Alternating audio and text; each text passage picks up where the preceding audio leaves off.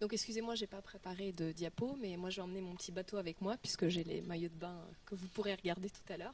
Donc je suis venue pour vous parler de ce qu'on a entendu et lu beaucoup ces derniers temps, à savoir le nouveau matériel en natation que sont les combinaisons.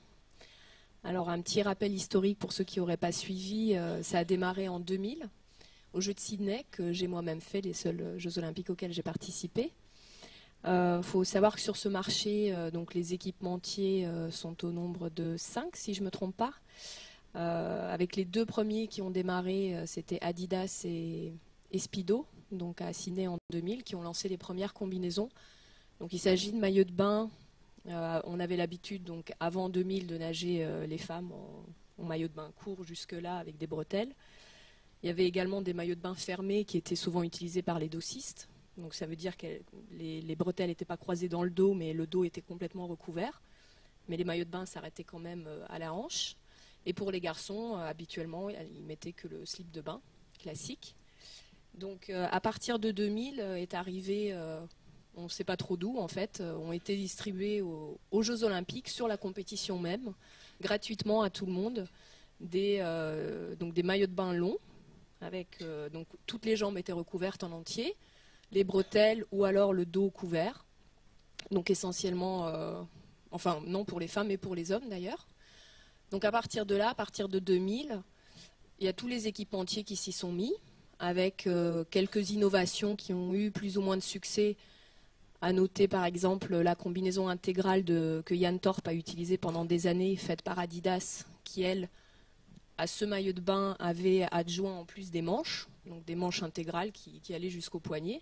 Donc Jan Torp a nagé, et notamment des records du monde, son record du monde en petit bassin sur 200 mètres nage libre, en combinaison qu'on appelait intégrale, donc recouvert des poignets jusqu'aux chevilles. Il faut savoir que tous ces maillots de bain étaient faits en tissu classique. Au début, c'était du lycra, donc le même tissu que les maillots de bain. Et on peut dire que de 2000 jusqu'à 2008, c'est simplement une évolution du tissu qui s'est faite.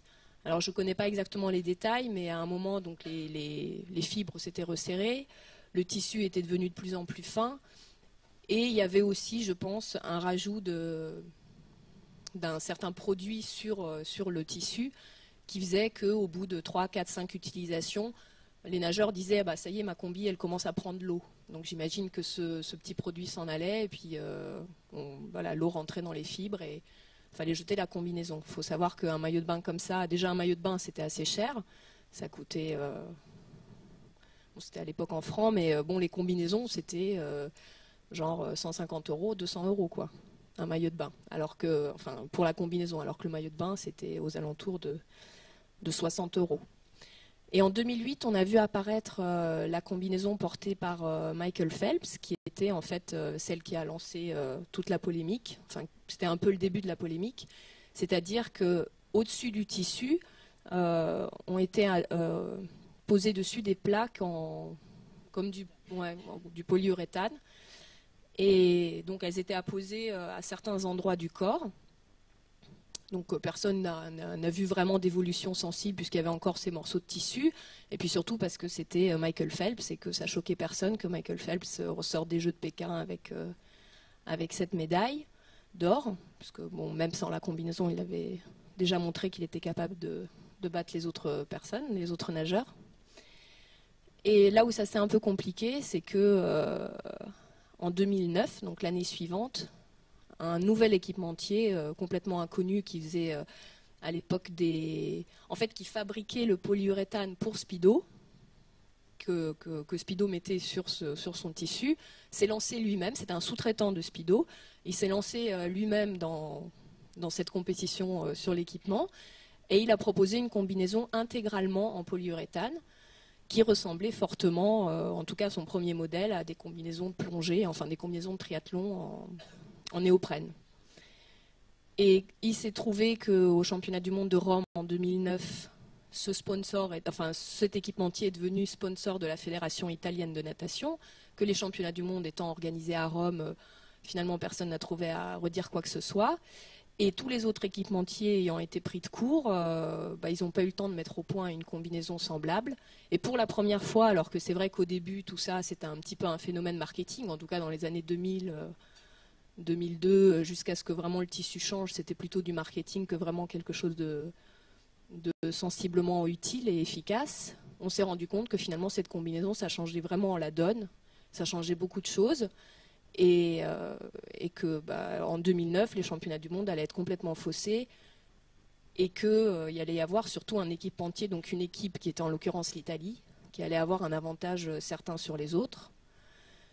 Et là, on s'est vraiment pour la première fois posé la question de ce matériel, qu'est-ce que ça changeait fondamentalement pour notre sport, qu'est-ce que ça impliquait comme évolution technologique, parce qu'on voyait des records tomber et on ne savait plus trop à quoi les attribuer, si c'était vraiment des progressions normales, si là-dessous il n'y avait pas non plus justement un risque de cacher d'autres progressions anormales, comme par exemple du dopage qu'on ne verrait pas parce que justement il y avait cette progression due aux combinaisons. Et surtout cette inéquité entre les équipementiers qui faisait que voilà, certains ont porté plainte, d'autres ont eux aussi mis au point des combinaisons, mais c'était un peu trop tard. Et donc la Fédération internationale finalement a décidé de faire marche arrière, de revenir à un équipement qui couvre de manière plus limitée le corps, c'est-à-dire qu'aujourd'hui on est pour les filles des combinaisons qui s'arrêtent au genou, et les garçons également, donc c'est un maillot de bain qu'ils appellent un jammer, donc un slip mais prolongé jusqu'au genou en fait, donc ils n'ont plus le droit d'avoir le haut du corps recouvert, et les filles n'ont pas, à la différence d'avant, n'ont simplement plus la combinaison qui va jusqu'à la cheville. Et surtout, cette matière de polyuréthane a été interdite. Donc on est revenu en arrière. Et avec un petit peu tout ce que ça implique au niveau de la psychologie des nageurs et des entraîneurs, qui fait que pendant 2 ans, ils ont connu 2 années de bonheur, parce que effectivement, tout le monde avait amélioré ses performances. Surtout les classements ont été changés, puisqu'en fait on a pu se rendre compte dès le début de l'apparition, dès l'apparition des combinaisons, que ça a plutôt favorisé une certaine catégorie de nageurs par rapport à d'autres. Donc pour expliquer un peu cela, alors vous poserez peut-être des questions, j'essaierai de vous l'expliquer plus en détail, mais en gros les combinaisons avaient 2 effets. Le premier, et c'était valable surtout pour la première génération de combinaisons, avait un effet gainant, donc ça permettait de resserrer tous les tissus, et cet effet gainant, outre le fait que ça vous faisait devenir hydrodynamique, en plus ça avait soi-disant l'effet sur les muscles alors il y avait 2 versions, soit ça comprimait les muscles, donc ça aidait à recycler plus rapidement les toxines dans les muscles, mais bon, ou alors ça avait un effet plutôt négatif, c'est-à-dire justement d'empêcher la circulation de ces toxines. Alors on n'a jamais vraiment su, parce que chaque équipementier proposait plein d'études plus innovantes les unes que les autres, mais finalement aucune n'a vraiment été testée. Toujours est-il qu'avec la nouvelle génération de combinaisons, il y a eu un effet vraiment important qui était celui de la flottabilité.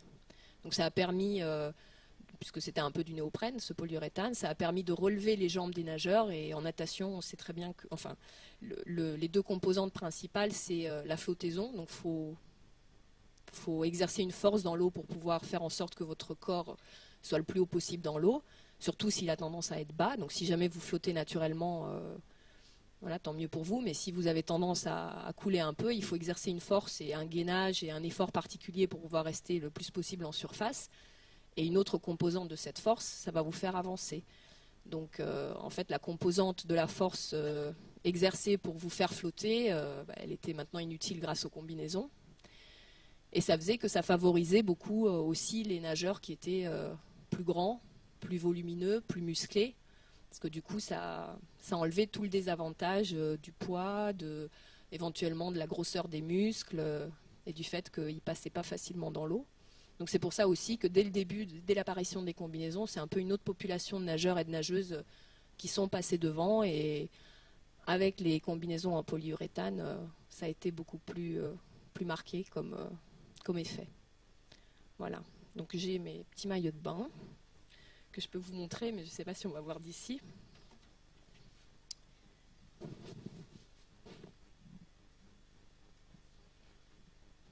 Alors ça, c'était une des combinaisons vers la fin de la première génération des combinaisons. Je vous les ferai peut-être passer, non? Pour que chacun les touche un peu, ouais. Donc voilà, ça c'est alors avec la difficulté que ça consiste, qui était d'arriver à les enfiler, parce que vous voyez, c'est quelque chose de très fin. Ça ressemblait en fait un peu à de la matière de collant pour femmes. Donc voilà, ça par exemple, c'est une combinaison. C'est une fille qui me l'a prêtée, là, qui fait à peu près ma taille, qui est un petit peu plus petite que moi, mais voilà. Donc ça, normalement, c'est censé arriver aux chevilles en bas. Et donc la difficulté, par exemple, moi, jusqu'à ma fin de carrière, j'ai pas pu les mettre pour une simple raison, c'est que ça comprimait tellement le thorax et ça empêchait tellement la respiration que l'un dans l'autre, entre le temps qu'il fallait pour les mettre, les combinaisons, la crainte que ça casse, justement, je lui ai demandé qu'elle m'en passe une qui lui a craqué en pleine course. Donc voilà, en fait, au niveau des coutures, comme c'était tellement étiré, c'était très difficile de faire des coutures qui tiennent le coup.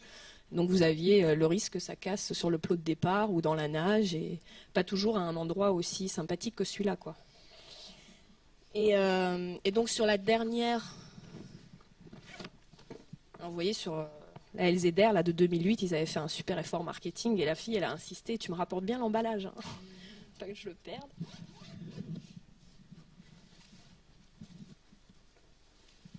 Donc voilà, là c'est carrément, on dirait elle tient toute seule, debout en fait, la combinaison. Voilà, c'est ça les plaques de polyuréthane. Alors j'ai pas celle de la toute dernière version, mais c'est ce tissu-là partout en fait, et même un peu plus épais que ça.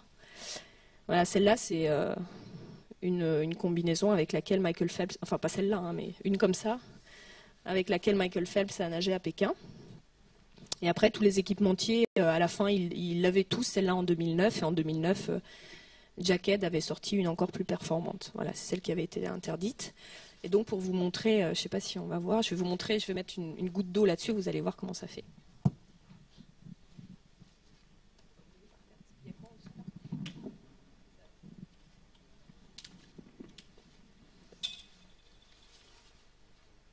Déjà sur le tissu c'était un peu comme ça, mais là voilà, l'eau elle glisse complètement, elle colle même pas dessus.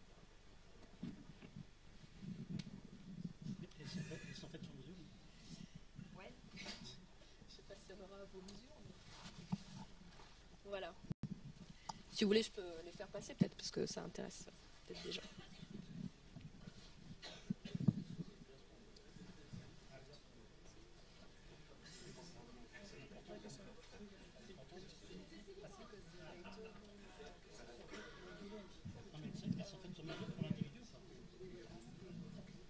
Ouais, bah en fait, c'est ça aussi. C'était un peu le frein. Moi, personnellement, je l'avais rencontré, mais apparemment, la génération de nageurs qui a suivi a jugé qu'en fait, l'apport des combinaisons était beaucoup plus intéressant que les désavantages. Alors, comme désavantage, au début, la plupart des nageurs disaient, mais on n'a plus aucune sensation. Alors que la natation, c'est quand même au départ un sport de sensation. C'est votre perception de l'eau, de vos appuis, qui est aussi un facteur de progression dans notre sport. Donc, pour nous, c'était impensable au début de ne pas sentir l'eau qui s'écoule sur le corps, de pas. Moi, j'avais essayé là, parce que j'étais sponsorisée par Adidas, au moment où ils ont sorti l'intégrale, donc ils m'avaient envoyé des combinaisons intégrales, là, mais c'était pas possible de nager habillé, quoi. Et on a vu qu'en plus, ça a posé des problèmes, surtout sur la dernière génération, donc il y avait ces problèmes de respiration. Mais ça, apparemment, bon, ils sont vite adaptés. Mais surtout, quand les temps étaient tellement différents en compétition, parce que voilà, il faut savoir que ça coûte cher, on ne peut pas les utiliser à l'entraînement, on s'entraînait en maillot de bain et on mettait les combinaisons que pour la compétition. Alors déjà, on est dans un sport où très rarement on arrive à nager à vitesse de course à l'entraînement. Il y a un gros écart entre la compétition et l'entraînement. Alors si en plus, en compétition, on mettait un matériel différent de celui avec lequel on s'entraînait, ça faisait vraiment des écarts. Finalement, plus personne n'avait de repères, ni les nageurs. Les entraîneurs perdaient aussi un petit peu leur pouvoir, entre guillemets, parce que c'était eux qui étaient détenteurs un peu des indices de progression du nageur. Donc à ce moment-là, il se faisait complètement dépasser. Voilà, le meilleur truc pour un entraîneur, c'est d'arriver à prédire avant que tu plonges le temps que tu vas faire pendant ta course. Là, quand tu ressors, il est tout content. Mais là, du coup, avec la combinaison, lui non plus, il savait plus du tout où on en était. Et puis personne ne savait d'ailleurs où il en était et pourquoi il en était là. Donc Après, voilà, l'avantage que ça a provoqué aussi, parce qu'on s'est dit avec la disparition des combinaisons, tous les nageurs qui étaient passés par là allaient régresser, et finalement, ce n'est pas le cas. On se rend compte qu'un garçon comme Camille Lacour, par exemple, ou on a aussi un autre brasseur qui est à haut niveau, qui nage avec Hugues Dubosc, on pensait que c'était des nageurs dits de combinaison, comme Frédéric Bousquet aussi, par exemple. Et puis finalement, on se rend compte qu'on leur a enlevé la combinaison et ils ont quand même gardé des choses positives de ce matériel. Alors je pense que ça peut être aussi l'aspect psychologique du fait d'avoir nagé parmi l'élite pendant un certain moment. Donc du coup, ils se sont adaptés déjà psychologiquement à cette concurrence. Et il y a aussi un autre aspect qui est important, et notamment la natation française en a beaucoup bénéficié à mon avis, c'est que toutes ces combinaisons ont mis en avant le fait que toutes les parties dites techniques en natation, c'est-à-dire non nager, c'est-à-dire le plongeon, la coulée, les virages, tout ce qui est, toutes les parties où on est gainé sans nager, ça a mis en exergue leur importance dans la course. Et du coup, ça l'a fait beaucoup plus travailler à ceux qui étaient mauvais sur ces parties-là. Et nous, en France, c'était le cas par rapport à des Américains, des Australiens qui sont très bons sur ces parties techniques. Et du coup, on s'est mis à faire des longues coulées, on s'est mis à utiliser les 15 mètres autorisés après chaque virage, en dos, en crawl. Et aujourd'hui, par exemple, on voit des dossistes. En France, on a 4 dossistes qui sont au plus haut niveau européen. C'est grâce aux coulées. Parce qu'avant, on ne travaillait pas les coulées. Et maintenant, parce qu'ils ont eu les combinaisons et que c'était un matériel qui, en fait, mettait l'accent sur ces parties-là, ils ont dû s'adapter, adapter leur entraînement. Et du coup, on leur a enlevé la combinaison et ils ont gardé ce qu'ils avaient travaillé, donc des parties techniques, et en même temps, leur technique de nage qui était déjà avant leur point fort, mais qu'ils ne pouvaient pas tellement exprimer parce qu'ils se faisaient prendre quelques mètres conséquents après chaque virage. Voilà. Si vous avez des questions, je ne sais pas si c'est maintenant qu'il faut les poser ou on continue.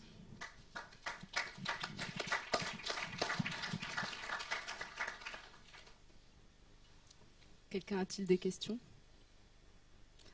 En fait, comment est-ce que les nageurs ont vécu le retrait des combinaisons, des compétitions ? Est-ce que le fait de voir leur temps régresser, ça perturbe ? Oui, je crois que ça perturbe beaucoup pour ceux qui justement avaient beaucoup progressé et qui ont beaucoup régressé. Mais après, voilà, c'est aller finalement dans le même sens que la montée, c'est-à-dire qu'ils ne savent pas vraiment à quoi l'attribuer, parce que maintenant, ça s'est fait en début de saison, donc ils peuvent encore se dire, encore au mois de décembre, finalement, je ne suis pas encore assez bien entraîné, ça va venir. Alors ça leur fait un peu des repères de performance absolue. Il y en a même, cette nageuse m'a dit, il faut que tu me ramènes la combinaison pour mardi, parce que l'entraîneur, il va me refaire faire un 200 mètres en combi. Donc on essaie de garder, en fait, grâce à ce matériel, c'est quelque part une autre natation, un peu qui est née. Il y a même des entraîneurs qui ont gardé, ce type de sensation. C'est comme de la natation en survitesse, quoi. On fait des fois des exercices, quand on tire le nageur avec un élastique, on l'accroche avec un élastique, et on dit que le bénéfice de cet exercice, ce sera qu'il adapte ses appuis, en fait, ses appuis dans l'eau, qui sentent ce que ça ferait si jamais il atteignait cette vitesse-là de nage. Et donc, du coup, c'est comme si c'était de la natation en survitesse. Donc, ça devient presque un outil d'entraînement pour l'entraîneur. Il s'en sert comme ça. Mais je pense que pour le nageur, c'est quand même un petit choc psychologique de voir qu'il n'arrivera pas à refaire ses temps de sitôt. Et pourtant, il y en a pour qui, parce qu'aussi ils sont peut-être dans une autre phase de leur progression. Je pense encore à quelqu'un comme Camille Lacour, qui, je pense, très vite, il refera ses meilleurs temps qu'il a fait en combinaison. Il y en a déjà là dans ces championnats de France en petit bassin, une fille comme Camille Muffat, par exemple, qui a nagé là déjà beaucoup plus vite que ce qu'elle avait fait en combinaison. Elle n'avait pas utilisé la toute dernière combinaison de la dernière génération, mais la Elzéder, là, avec les plaques, elle l'avait utilisée. Et là, aujourd'hui, elle a battu déjà ses meilleurs temps sur plein de courses. Merci.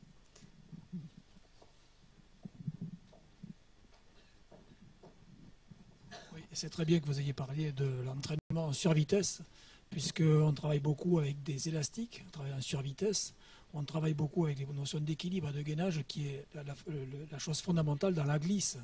C'est pareil dans les sports où finalement il y a le déplacement, la vitesse et la détente. Donc obligatoirement, si on n'est pas gainé, on peut manquer son geste technique. Ce qui est évident, c'est que le fait que l'entraîneur reprenne ce matériel amène des sensations complètement nouvelles. C'est-à-dire, c'est important, parce que quand on ne sait pas aller très très vite, des fois, on ne réalise pas bien le bon geste technique. Donc le travail, c'est technique, sans opposition, avec une certaine vitesse, des fois même au ralenti, la définition du geste, et ensuite avec la possibilité de faire à vitesse normale, et avec opposition, et après en survitesse. C'est les techniques d'entraînement. Il y en a beaucoup qui l'utilisent dans ce sens-là. Après, je ne sais pas si... Enfin voilà, quel va être le degré d'intégration dans ce qu'il est capable de faire aujourd'hui avec ses moyens, enfin avec un maillot simple et une vitesse moindre. Est-ce que ça va vraiment lui servir? Voilà, il y a des entraîneurs qui entraînaient beaucoup en survitesse et qui ont un peu laissé tomber parce qu'ils se disent de toute façon ça ne sert à rien tant que mon nageur n'arrive pas à atteindre cette vitesse-là, c'est pas la peine de lui fournir les modalités techniques ou sensitives pour qu'il y arrive. Et puis il y en a d'autres qui pensent que, voilà, que ça a un intérêt d'anticiper un petit peu et que c'est comme ça qu'on pourra revenir. Enfin voilà, que c'est des boucles un peu d'entraînement.